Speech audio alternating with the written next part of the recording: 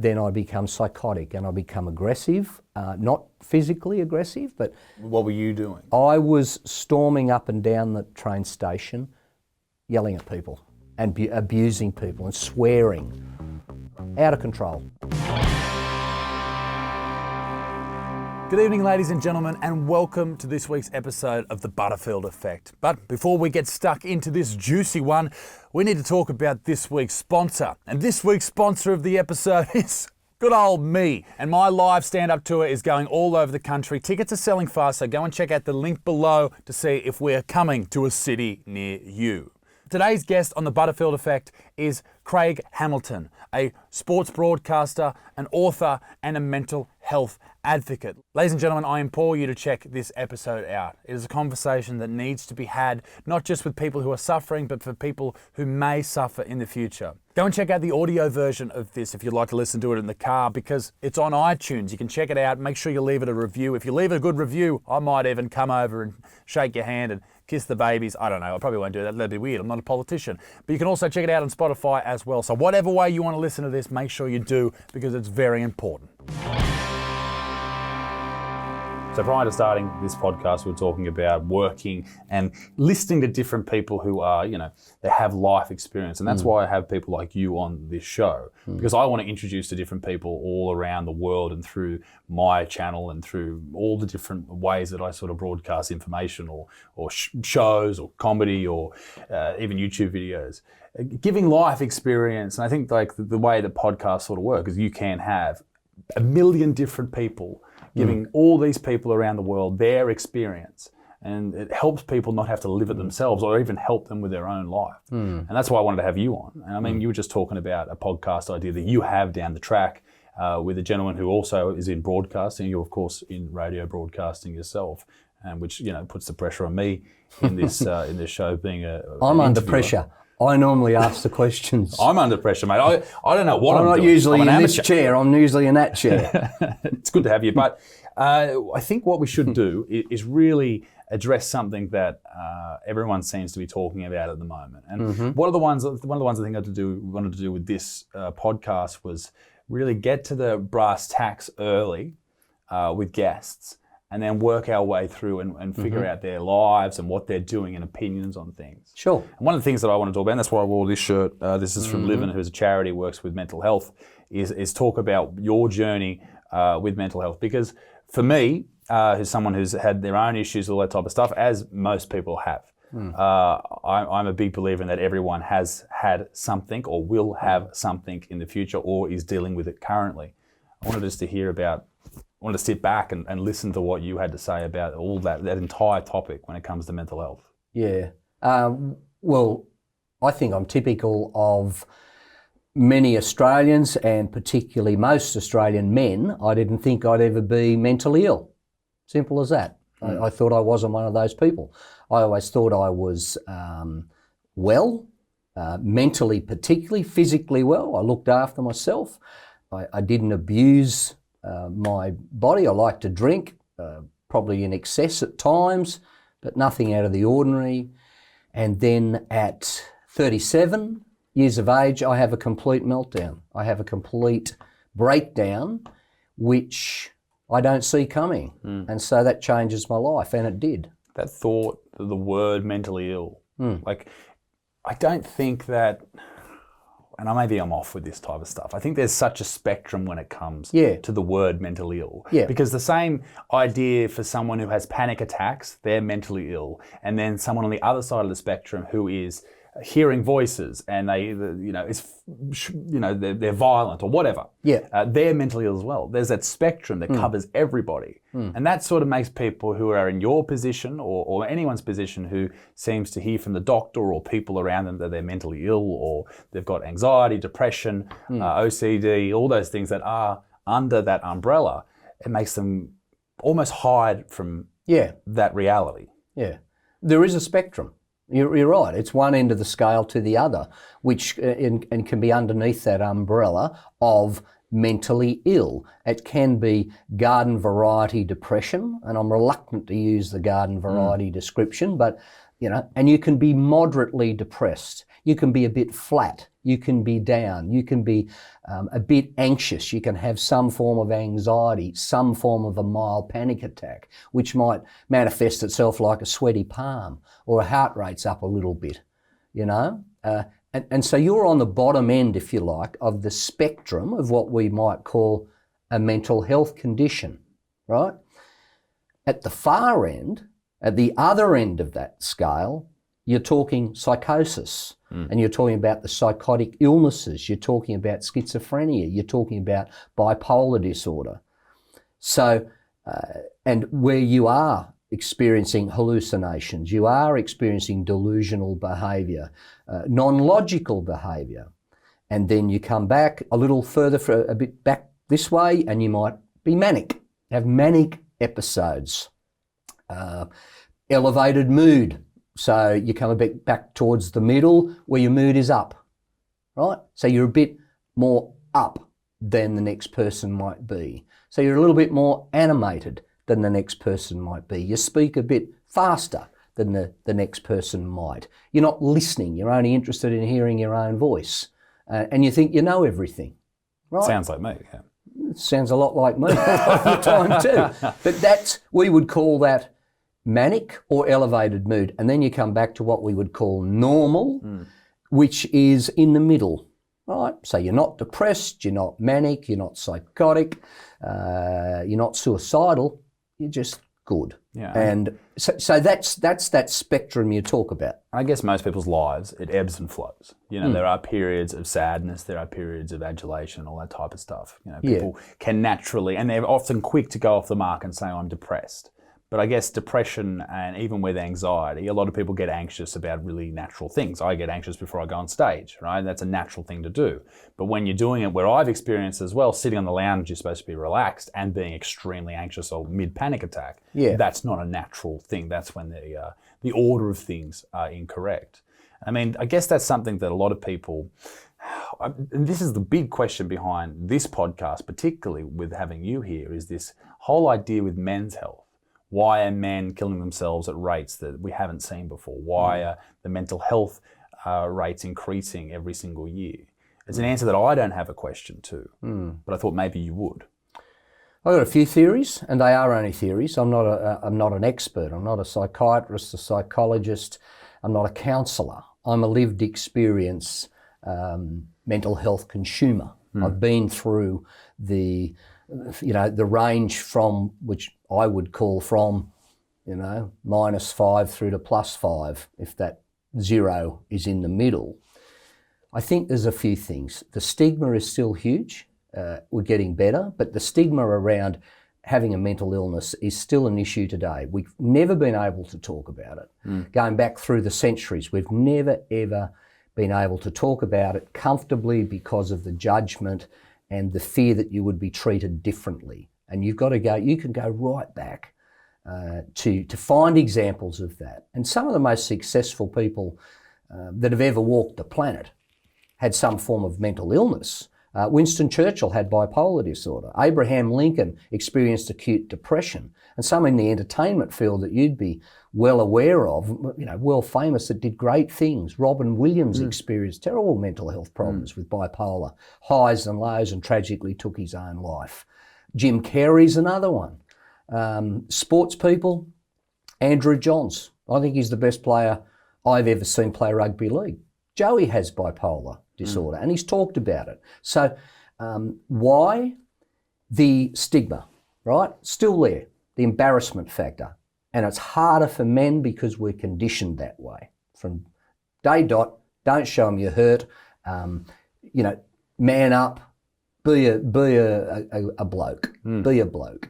And by the time you get into middle age or your episode of mental ill health, and it can happen when you're a teenager too. You don't have to be in your 30s. Then you don't have any tools. You got no toolkit to deal with it, right? The other thing is our lifestyle. I think is a huge thing today, because we're distracted 24/7. The capacity to be distracted in our lives and not be in the moment and be present is huge. And technology's got a lot to answer for there, because we have we all have iPhones, you know, and we've got notifications. Every time something comes up on Twitter, every time something comes up on Facebook, every time something comes up on Instagram, it's beep, beep, beep.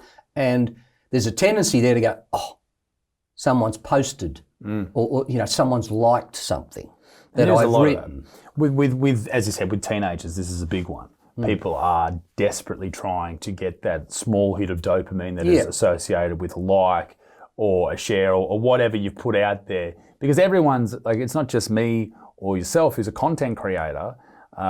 You of the old school with the radio and the TV, all that type of stuff, me with this new sort of YouTube sort of business. You know, as a content creator, you put something out there, you want people to react to it. But with everybody having the ability to publish on Facebook, Instagram, Snapchat, YouTube, they are all basically creating content for people to consume. And if you don't get a positive review of that, a lot of people, it really hits them hard. And people are getting, and with kids, they talk about kids getting bullied. Now they're getting bullied at home. You know, they're getting bullied at school. They're copping all this shit from all these type of fuckwits in their class or whatever. And then they get home and they're still copping shit. They're still getting death threats. Or I'm going to bash you tomorrow. And they're all constantly in this scope of being fearful. And you know, cortisol levels are through the roof, and they're freaking out. And then they go to bed and they wake up anxious, nervous, worried about going to school. Yeah. And I think it also works with people outside of the social media scape. A lot of men who turn to the bottle. Alcohol's an anti-anxiolytic. They get home from work, they've had a big day. All of a sudden, they've got no stimulus going on. You know, you're not working, your brain's not active, and you don't know what to do. So you sit down, you might feel agitated, you might feel just a bit weird. So you start drinking, and then that becomes the habit. That leads to depression, it makes the anxiety worse. And on your topic, on your point of the stigma associated with anxiety and depression and mental illness in general, I think that the stigma is becoming less, but the stigma for receiving treatment hasn't changed at all. People are doing it, they're going out and getting help, but I don't think that a lot of blokes, if they're in a footy team or they're in a group of friends or whatever, would be able to have a conversation with their friends saying, yeah, I'm seeing a psychologist, I'm seeing a psychiatrist, I'm on medication, or I'm doing this to treat whatever I'm dealing with outside of the positive environment of the sport or whatever. Yeah. Yeah, I think the stigma's changing. I think it's definitely getting better and easier for people to talk about because it is so prevalent. So people have to talk about it. But even with myself, I first had a bit of an anxiety issue when I was in school. I had 2 terms off, and the doctor said to me, because I was feeling sick every morning, and the doctor said to me, "Oh, are you worried about something?" I was like, No, I'm not worried about anything. And I had the 2 terms off. It turns out it was just anxiety. They did all the tests. They put a camera down my throat, up my ass, great times. And and I thought it was just I don't know. I didn't know what was wrong with me. It turns out it was just anxiety. And the question is, are you worried about something? You don't have to be able to answer that with a yes, because the subconscious has taken over at this point. Correct. So I guess the thing for people who are watching this is, and if you're struggling with something at the moment, chances are if you're feeling off, then there's a reason for it, but you don't need to know the answer. Correct. There's a few things there. There's a few things you've just said I'd like to address. Sure. We'll go back to the bullying, okay? Yeah. The bullying is huge, right? It's a huge thing for kids today. If you 12, 13, 14, 15 years of age, you're on social media, you are exposed to it. Now, when I went to school, and probably when you went to school, there's bullying. Happens in the schoolyard, it happens down at the footy field. You're exposed to it there because bullies have been around forever. But that was it. It would finish there until maybe you got back to school the next day. Now it can be 24/7. It starts in the schoolyard, but then it's social media. As you say, I'm going to get you, I'm going to bash you, I'm going to do this to you. You should hate yourself, I hate you, everyone hates you, why don't you kill yourself? That's going to be the promo for this episode, by the way. Sort of crap. Just like you talking to me. Right? That sort of stuff. Now, for vulnerable kids, they are very serious messages. For someone who is comfortable within themselves, strong sense of self, you brush it away. It's literally water off a duck's back. And the bully, interestingly, goes, Can't touch them. Too strong, good sense of self. I'm not getting anywhere. Let me find someone else who's a bit more vulnerable. And then you have the tragic circumstances of the death of Dolly Everett, that beautiful girl from the Northern Territory, who took her life, 15 years of age, everything to live for, but there were kids who took a set to her online and bullied her. I mean, these are the things we've got to address, and resilience is a word that gets thrown around a lot, but it's something we've got to do, I think, as a community in terms of the kids are on social media. We've got to call it out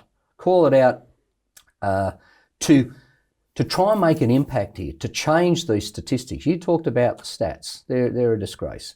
Anyway, next thing you went on to was the male thing and not being able to be confident in sitting down around a table, having a coffee, having a beer and saying, oh, I'm seeing a psychologist, I'm seeing a psychiatrist, I've got a mental health problem, I've been diagnosed with depression, I've got anxiety, I'm having panic attacks, I've got bipolar disorder. Have I told you? They're tough conversations because of the stigma. And you're right, 5% of blokes, might be less, have those conversations. 5%, I think, would be comfortable enough.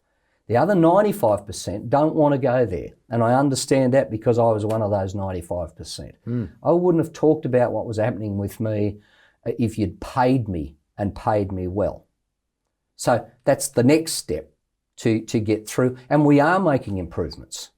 There are improvements. The more high profile people who tell their stories and say, well, you've said today, you'd experience panic attacks. You know, that's something I'll get into later on when we talk about our own experiences with that.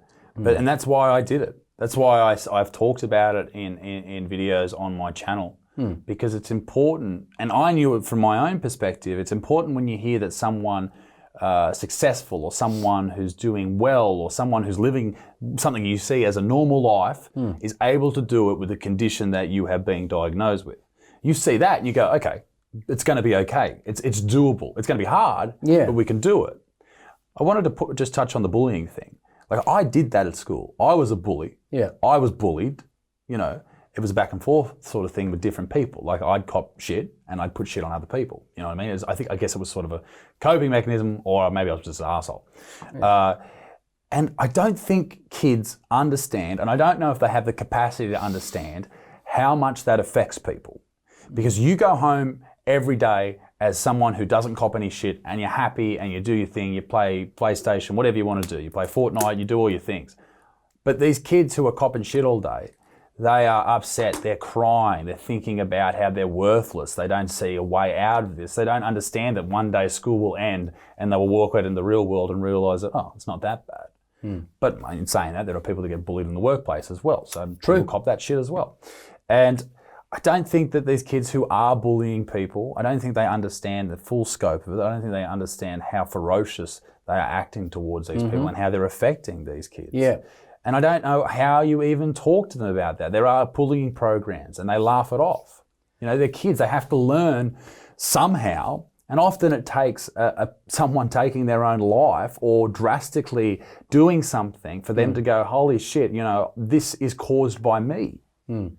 So, I mean, I don't know. You're around this, perhaps you have a better answer than I. But how do you stop kids from doing these things, as you said, have been going around since the dawn of time? I think the first thing with bullying is you look at the environment the bully has come from. Okay?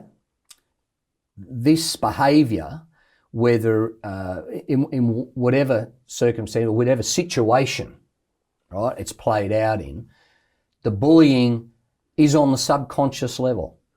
I don't think there's anyone who's bullied who has actually gone to school or into the workplace or down the footy field and thought consciously and said, I'm going to bully someone today.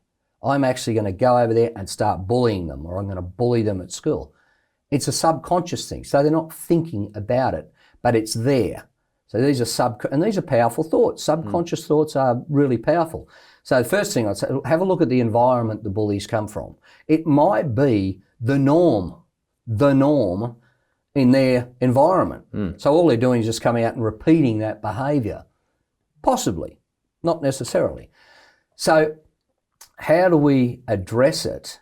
Well, you're right. In workplaces, it happens as well with mature, adult, 40, 50, 60-year-olds who are still acting out this bullying behaviour and who have no idea at all about the impact that their behaviour can have on others. And for those that are a bit sensitive, if they are sensitive souls, if they are vulnerable and they're not used to the argy-bargy, then they can be impacted greatly. It can be interpretation, like how people interpret what you say to them. Yeah. They might think it's a joke when they say it to you, or they're just jibing you or That's whatever. right. And as you said, if you're a sensitive soul, that comes into you and you carry it with you for the rest of the day. When you go home, you're trying to relax, that's all you're thinking about. What he said, what she said, all that type of shit. I'm aware of situations here, apart from kids getting bullied. I know people in workplace situations, right? And they're my age, 10 years younger, in their 40s and their 50s, and they're having health implications now through bullying behaviour from superiors. They're on medication because of the impact workplace bullying has had on them. They're off work for those reasons. Some of them are being medically retired. And if those situations around the bullying were removed, their work life would be a hell of a lot better, and they would be able to deal with the behaviour and get their health right. Having said that, there's often undiagnosed mental health conditions underlying all that, right, with the person who is being bullied. So, there might be a low-grade depression there. There might already be an anxiety there. There might already be an undiagnosed bipolar or a mood disorder there, which is exacerbated by someone who's bullying you. That trigger. A trigger. Yes. Exactly. And we talked about before that you had your own experience with mental illness. What was the trigger for you? Was there one event that took place that you noticed that there was an issue, or was it a slow lead up? That's a really good question, because my exposure to mental illness or my diagnosis and the episode I had was huge. It could have ended tragically. I ended up psychotic. I'd been, this was the year 2000, okay? So we're going back now nearly 20 years ago. I was 37, and nothing in my external life you could say would be a problem. Someone from outside looking in at my life, I got a great job I love, broadcasting, sport. I've got a great family. I've got fantastic friends, many of whom I'd been to school with. I'd known forever. I had no financial problems, So people look in and say, mate, this guy's got his shit together. And internally, I was imploding, absolutely imploding. And I had no idea why. And that made it harder, not easier, because I'm going, why the hell would I be depressed? So this went on for 7 months, and this depression just got worse and worse and worse. How do you mean imploding? Oh, just internally, imploding's the best word I can use to describe it. There's some really severe symptoms, uncomfortable, painful symptoms like anxiety, burning sensation across the shoulders. I couldn't sleep. I was thinking all the time, churning over thoughts at night, what I'd done that day, what I'd done the day before, what was I going to do in a week from now. Never any peace. The exhaustion through that, totally exhausted all the time. And so, I call that a form of implosion, when there's nothing doing that I can explain, but everything's shutting down. And I'm bringing it right in close, and I'm not talking to anybody, and I'm not asking for help, and I'm not getting any professional help because I choose not to, because I'm an Australian bloke and I need to suck it up and get on with this. So the depression got worse and worse and worse. Negative thoughts, despairing thoughts, anxiety, social withdrawal, didn't want to go out, didn't want to speak to anyone, didn't want to eat anything. So the all of that gets worse and worse and worse. Then I still haven't been to a doctor. And then by June of 2000, I started having suicidal thoughts. And I'm going, what the hell? 7 months before that, I'm on the top, I'm on the top of my game. Life's great. And in 7 months from then, I'm suicidal. So that's the slide into a deep depression. That is serious clinical depression. So, and there's only one step to go from there, and that is to take your life. So when people say, why would you tell this story? I say, I'd like to save a few lives to start with and make a difference to the next individual, their family and their friends, because I have come through it. I have survived that. So I think it's important, and I'm very passionate about that. And then, of course, there's the flip side with the bipolar. Within 5 weeks, my mood went through an elevated mood. But by this stage, I was put on medication for the suicidal thinking, finally got it to a doctor. Hello, what a good move that was. And so the medication after about 5 weeks started to work. Brings me back up to that point we talked about, the 0 from -5. And so steadily then, my mood starts lifting. Back to where I would say my normal, I'm more up usually than down. So I'm a little bit up. That's my normal state. Well, I kept going past that point. I kept going higher and higher and higher. And I went through mania, and so a lot of ideas, lots of energy, loud talking, not listening to anyone else. You know better than anyone else. And that happened fast. And then psychosis. And the psychotic episode happened on the train station in Newcastle, Broadmeadow Railway Station, 3 days before the Sydney Olympics, because I'm back to work by this stage, and I'm a broadcaster, and I'm a sports broadcaster. So I get a gig to go down to Sydney to work on the Sydney Olympics. Now, if you're a broadcaster and a sports broadcaster, that's a dream come true. That's the biggest gig you can get, but I don't make it. I'm about to get on the train, and I've got my media pass around which says access all areas, which means once I finish my shift, I can go and watch anything I like just by flashing this pass. And then I become psychotic and I become aggressive, not physically aggressive, but I'm aggressive with myself. I'm just, I lose the touch with reality.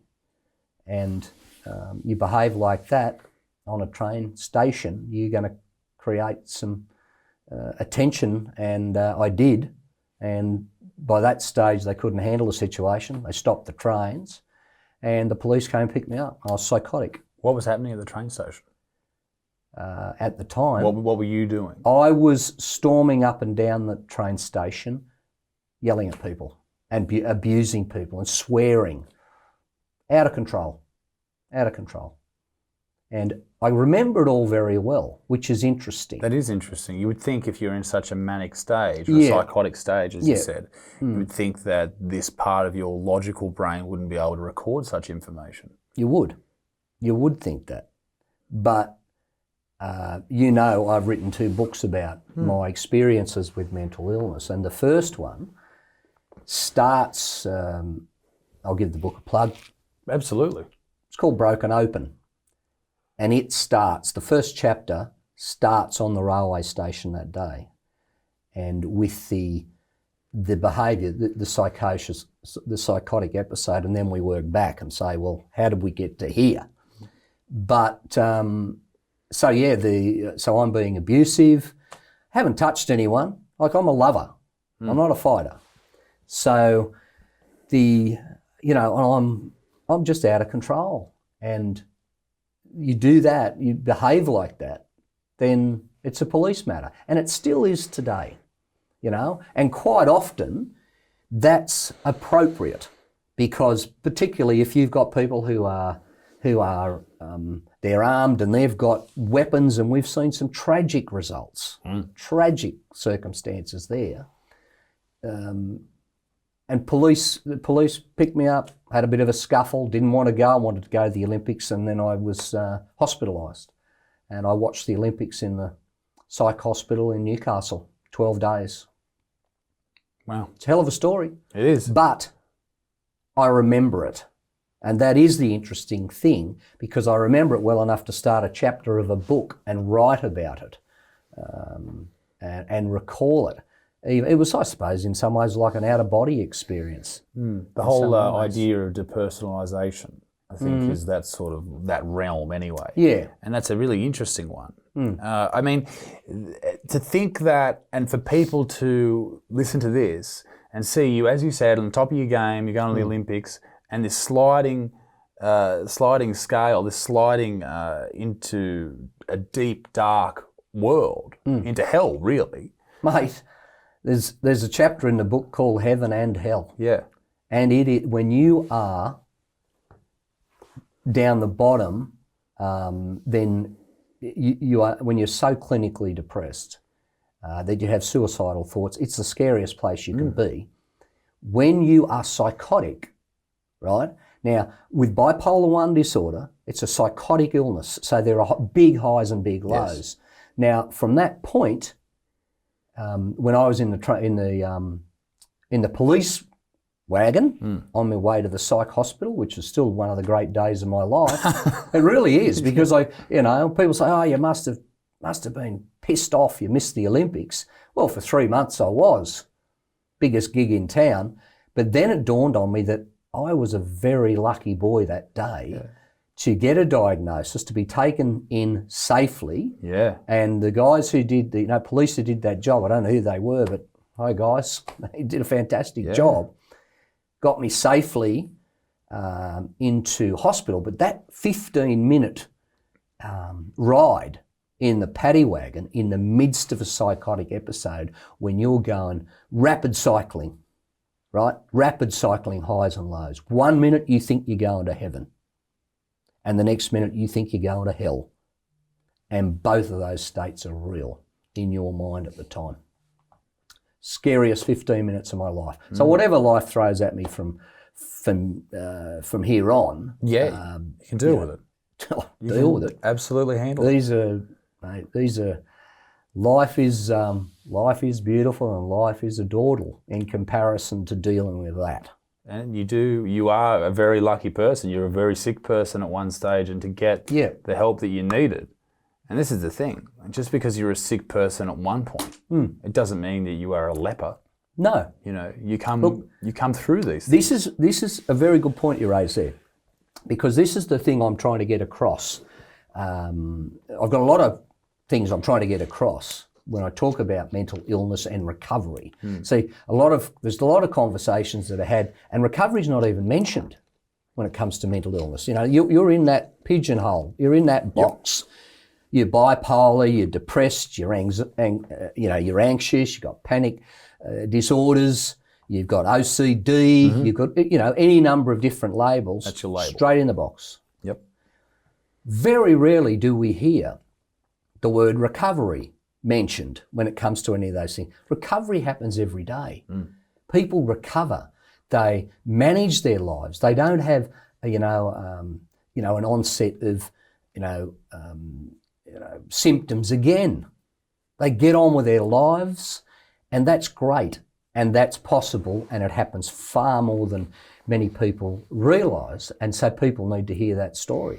Because we only hear the really negative stories. We only hear when mental illness takes a life. Yeah. We don't hear when mental illness is put into remission, so to speak. Yeah.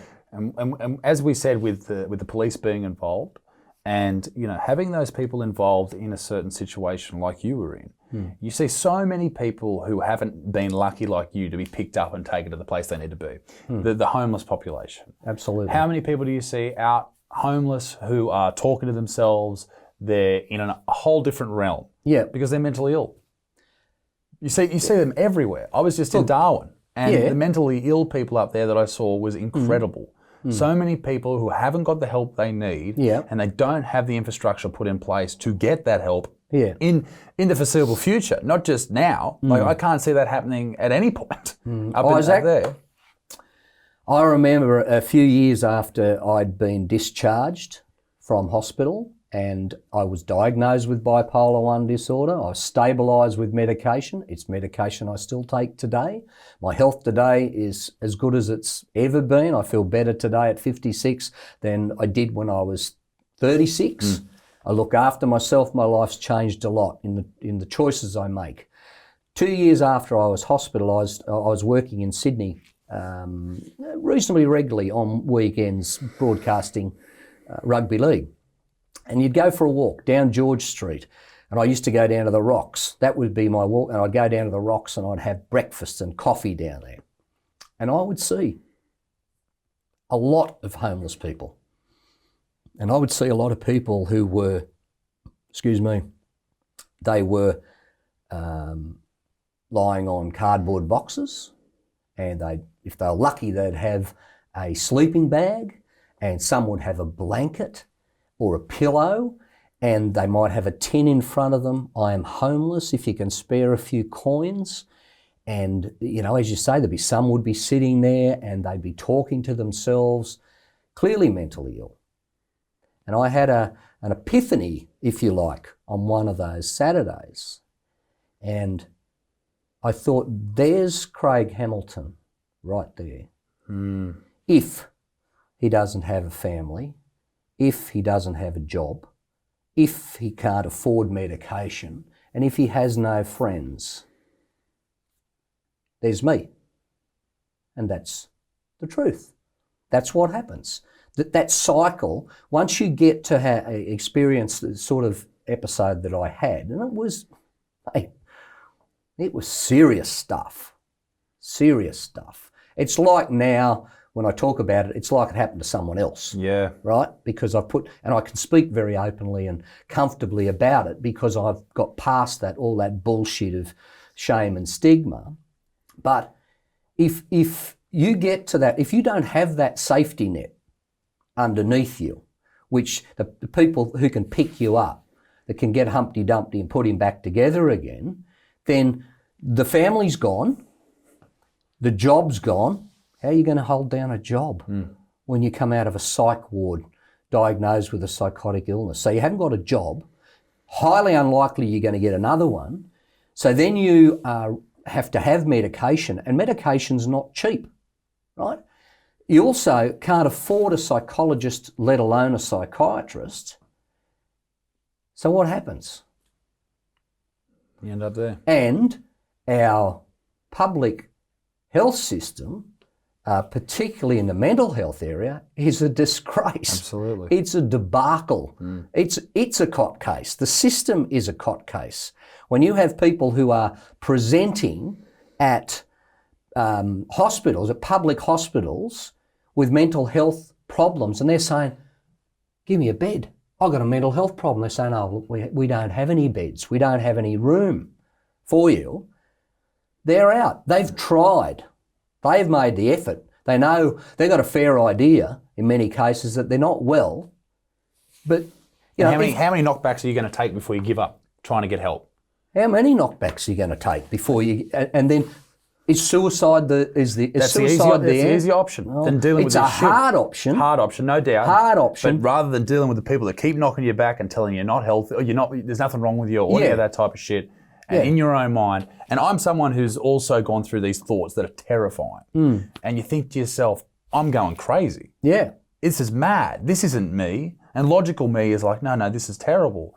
And I can only imagine what someone in a deplorable situation, like someone out on the street, is thinking on a daily basis. No wonder that the suicide rate is where it is when they can't get a bed. You break your leg, right? Or you or I are involved in a car accident at some stage today, and we get smashed up, okay? And we have multiple broken limbs. And we head up to hospital, to one of the public hospitals. Mate, we're straight in. We're straight through emergency. We're straight into a whatever the level of our injuries are. We might be straight into an x-ray to find out what's busted, anything critical, is there any bleeding? Let's do it's doing a bit of patching up here, any organ damage. It's just done.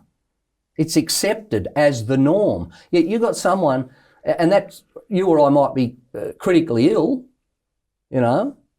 Yet someone who's in the same position, who has a mental health problem, who's mentally ill, is just as vulnerable as you and I are in our car accident.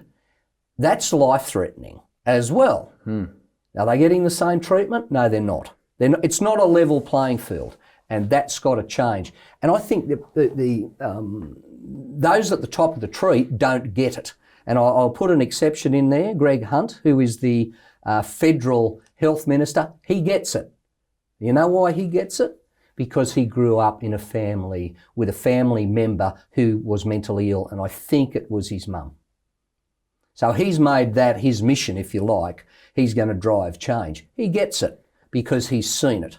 But there's so many who just don't get it. From my own experience, and I won't mention anything, names or anything like that, for privacy reasons for the individual, but there was someone who went, a job I was working, and this young man, he would have been about 27, 28, he continually went to a public hospital asking to be put in, to be admitted, because he was recovering from a certain mental illness, and he started doing drugs again.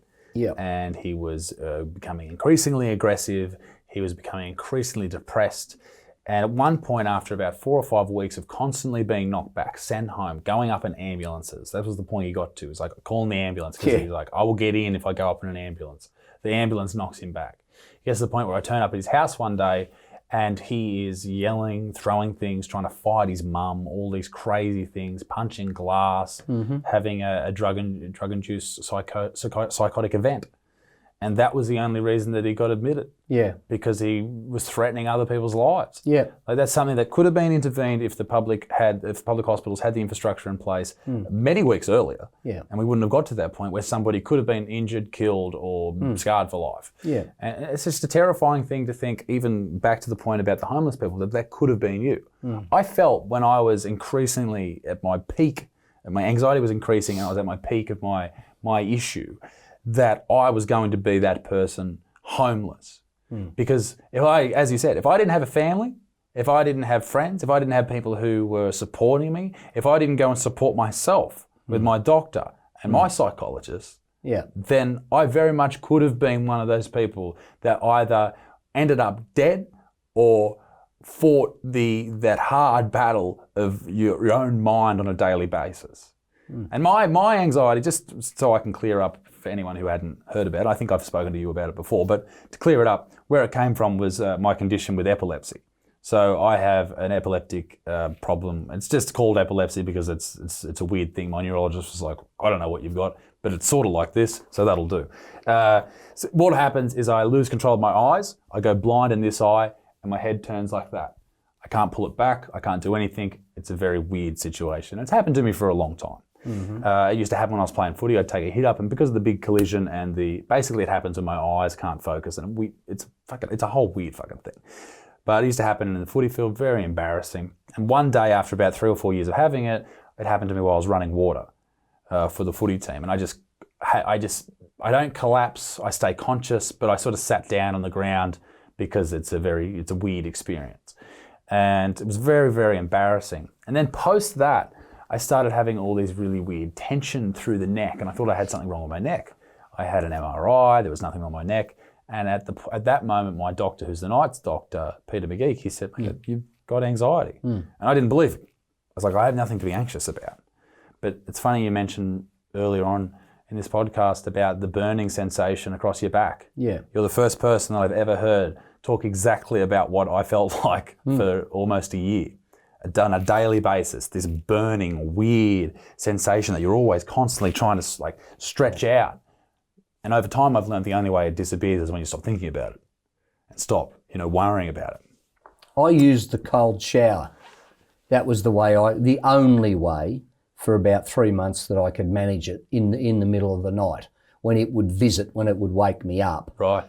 Middle of winter, cold shower, because it was burning. Yeah.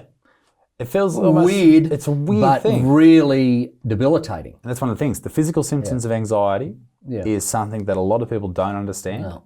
That even my old man, he said to me, mate, you just need to be able to calm down more. And that's true. But when you're in an anxious state, when you constantly have your cortisol levels through the roof and you don't really know how to sort of fix that, you can be sitting there watching TV, relaxed. You've had a big day, whatever. You've got home. and you feel like instead of this relaxing, nice moment with a cup of tea, you've got a tiger next to you threatening your life. That's how your adrenaline is rushing through your body. That's how your blood vessels are dilating.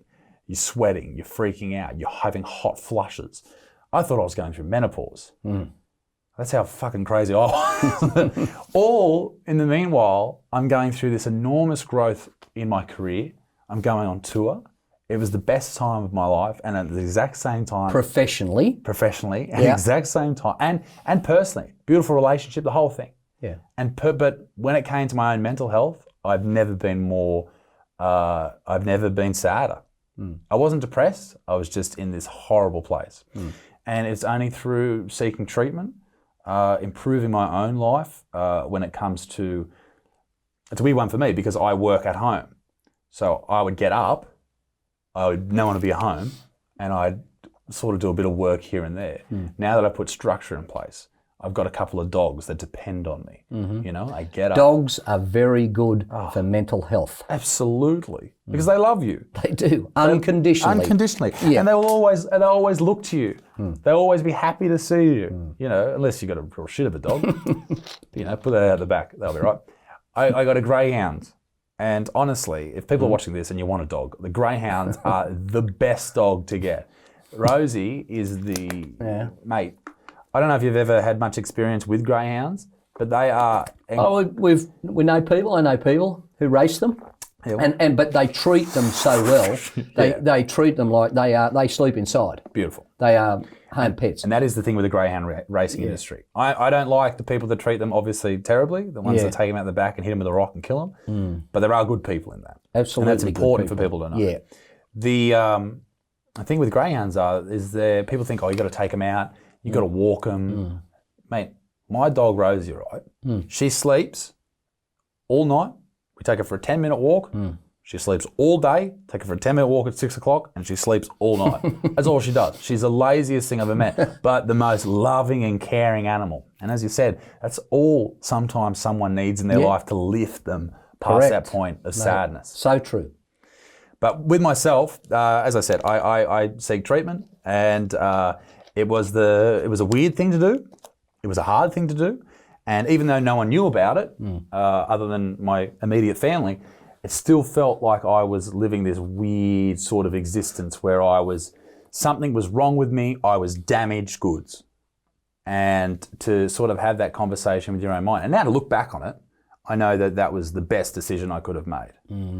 Because over the 6-month period, I thought I was going crazy, as I said, and you sort of start to obsess. Well, I did anyway. You have this obsessive disorder almost where you constantly check for anxiety. Yeah. You make sure that... And that actually makes you more anxious. And now that I've sort of been through the process and it's been 2 years, I'm sort of getting to the point where, you know, I can sort of understand what's going on. If I'm getting anxious, I don't think, I've been anxious all day. I go, I was fine 10 minutes ago. You know, it'll be right. It'll work itself out. It will pass. It does pass. Yeah. Well, this will pass. It's the Buddhists, I think, they say that. Very true. Absolutely, it's very true. Yeah. And becoming in touch with oneself and all that type of stuff, that is real. I tried a lot of things. I tried float tanks. So have I. Yes. They were great. I enjoyed them. But because I was in such a peak of anxiety, it was difficult for me to even relax in there. You didn't like the lid on you, did you? No, I didn't mind the lid. Didn't mind the lid. I really enjoyed it. Didn't bother you? No, not even slightly. Okay. Because you can have a float and you don't have to have the lid down if you are claustrophobic. People should do it, even just for recovery, athletically. It's great.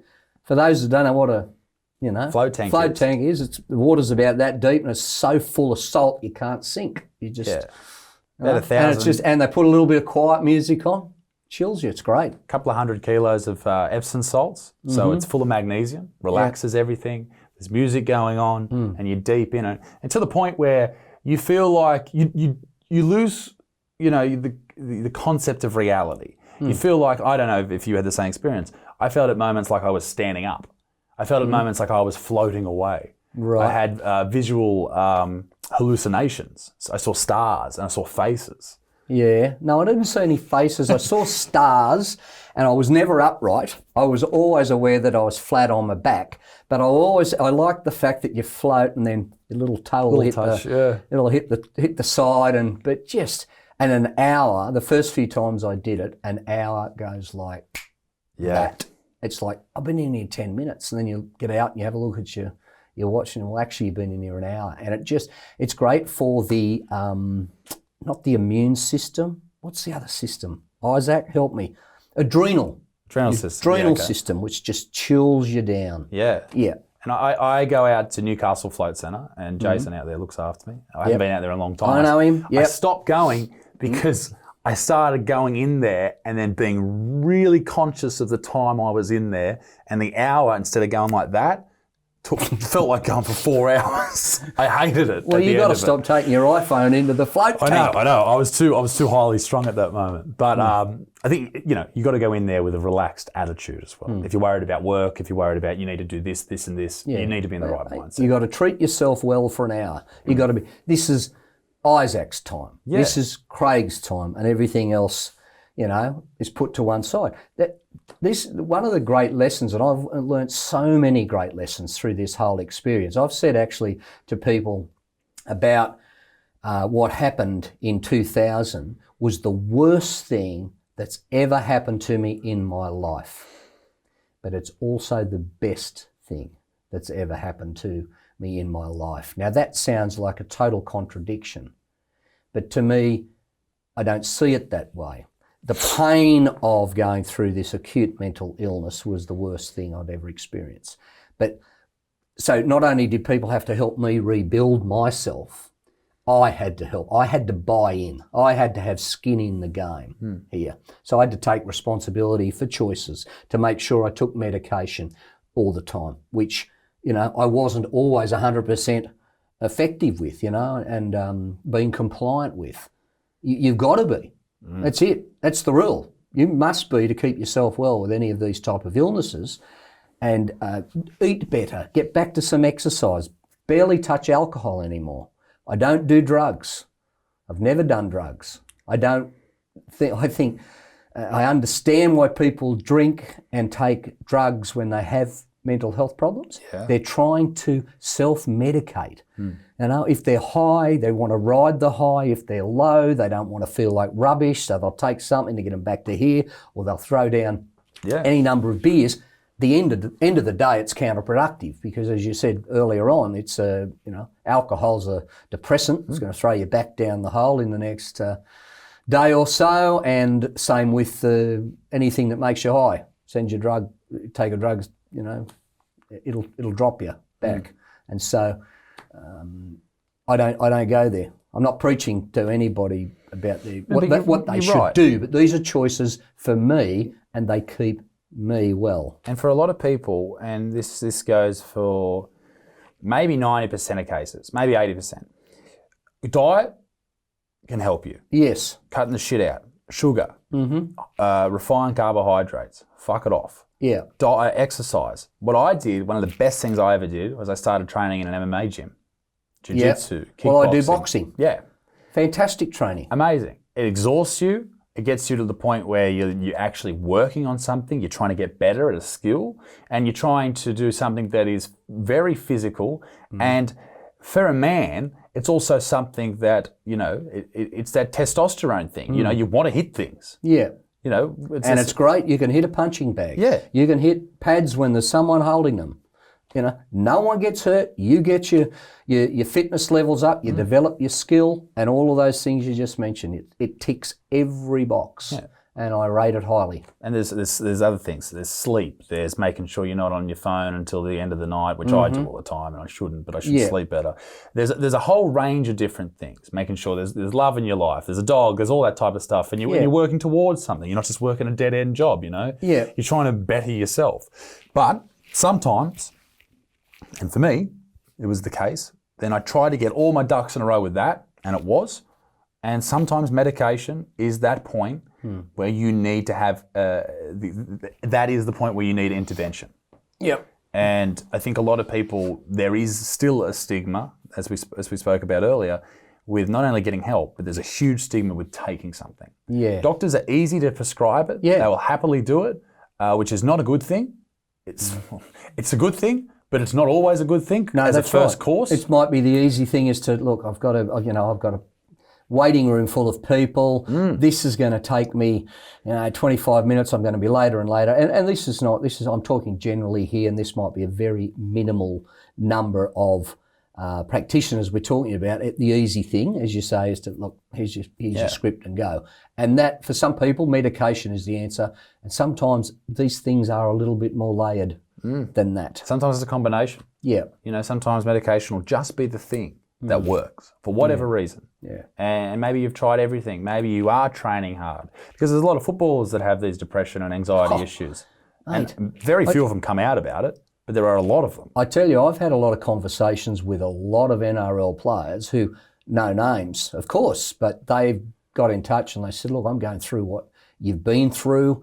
I'm experiencing those things too. And sometimes it's the depression and sometimes it's the high. And, there's been many we know of publicly, but there's a lot we don't know of. And it's not just sportsmen and women. It's not just elite athletes. It's anybody. And it doesn't matter whether you're 15 or you're 115, Absolutely. You're still as vulnerable or as likely or unlikely to experience a period like that in your life. You touched on sleep a moment ago.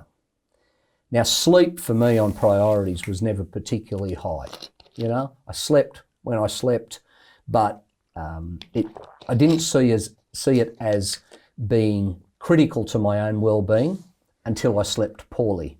And I went through that period where I didn't sleep and I was awake at 11 o'clock at night and the mind would be ruminating and I'd be thinking over things about, what did I do yesterday?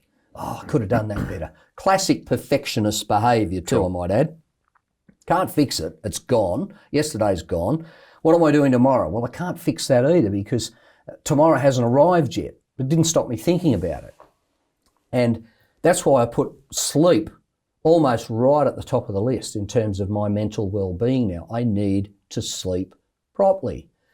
And I do a lot of speaking now, a lot of public speaking on mental health, all ranges from conferences down to schools, a lot of blue-collar sites, work sites. And I remember speaking on a mine site about 12 months ago about the importance of sleep and to good mental health. And a bloke put up his hand through the session and he said, it's all right for you to say, it's important to get sleep. We're working rotating shifts here at this mine. They're 12-hour shifts. Our sleep patterns are all over the shop, So give me an answer. So I thought about it for a minute, and good sleep, regardless if you're working those split shifts and those rotating shifts, which make it dreadfully hard, I might add, really challenging.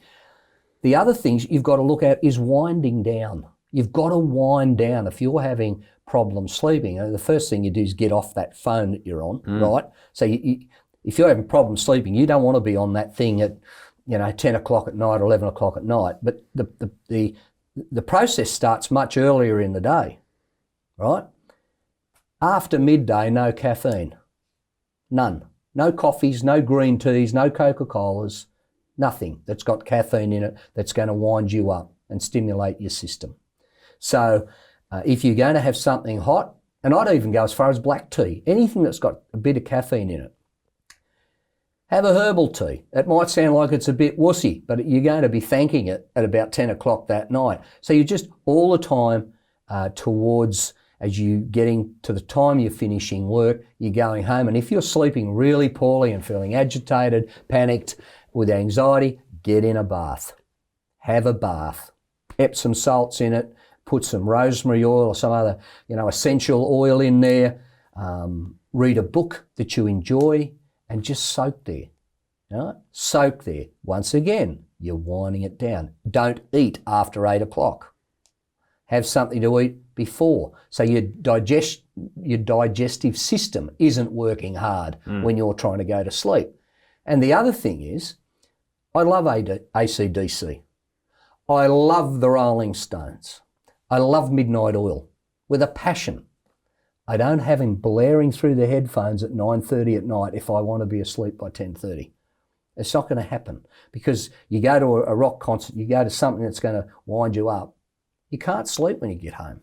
So if you're having problems sleeping, I'd say do those things to start with.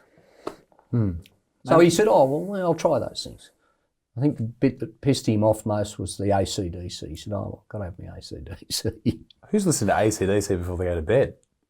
People are. Fucking hell. Some people are. I absolutely agree with what you're saying about sleep. And I think it's a problem that not only does the youth have, but older people, they're getting their hands on, smartphones, all that type of stuff, and it's something that you'll see.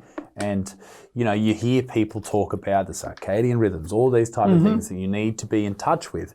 You think about 10,000 years, not even 10,000 years ago, 1,000 years ago, we have dinner at maybe 4 o'clock in the afternoon, if we have dinner at all, and the sun goes down, everyone's bored shitless, they're looking at the fire, may as well go to bed. May as well go to bed. That's how you're sort of built, right? Yeah. You have your dinner, you digest it, and then you're asleep. And now the world is full of distractions. All the distractions. Yeah. There's always something to do. There's a new shiny to toy everywhere. And with the kids, you mentioned the dopamine hit with the social media now. And it's real. It's real. We're not just pulling something out of the sky here.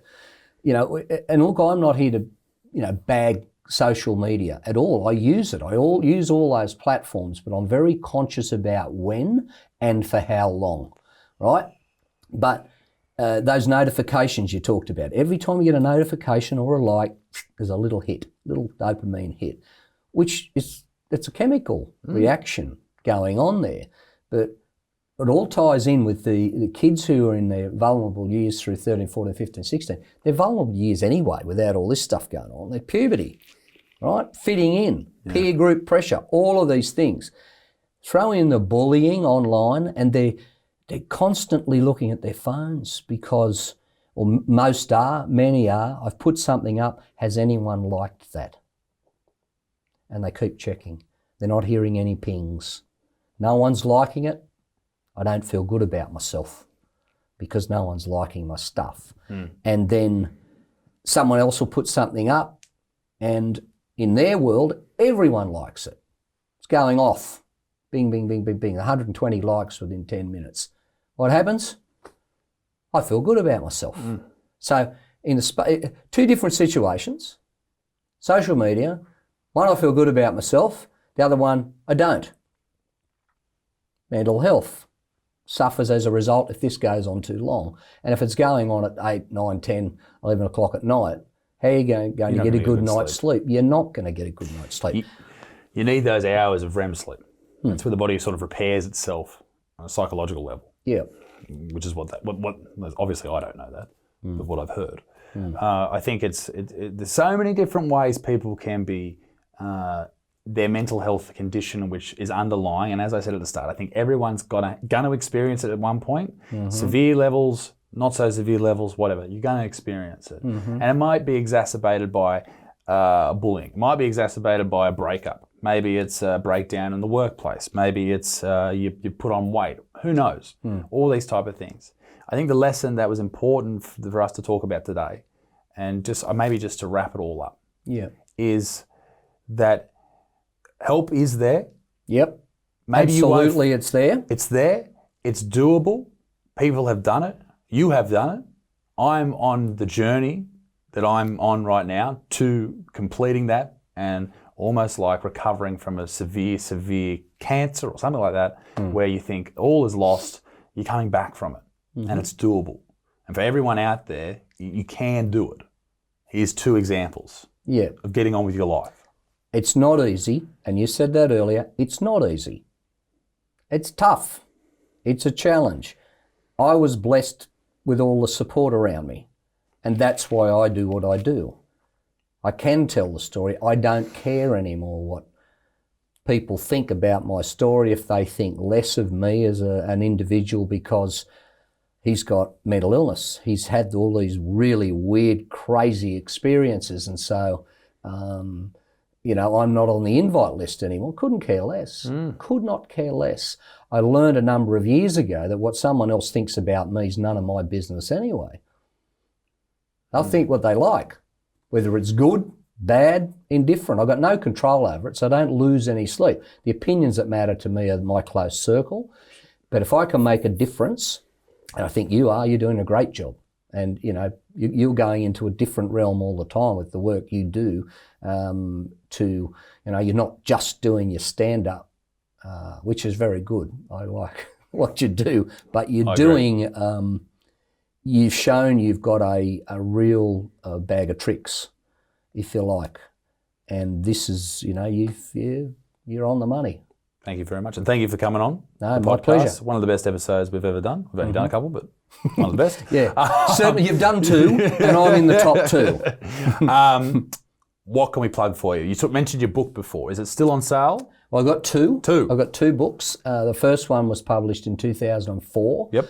So it's been out for a while and that's broken open. And in terms of sales in Australia, it has really done well. It's sold 40,000 copies in Australia now. Now, where can people get that? Tell to that camera right there. You can get Broken Open in many bookshops. It's available you can order it in bookshops, but you can get it online through Amazon. All the big online book publishers will have it online. I've also got a website, so just Google Craig Hamilton and you will find me and you can get a book there. Thanks for coming on. And the other one's A Better Life. Better Life. A Better Life. I'm interrupting. My apologies. That's the second one. Yeah. That was published a few years ago, and that's really the road back. That's the road back, because you've got to walk that road, but there is a road back, and there's tools and all those things we talked about in making choices and staying well: the sleep, the diet, the exercise, learning how to do yoga and meditate, and all that stuff. That's all in there. Beautiful.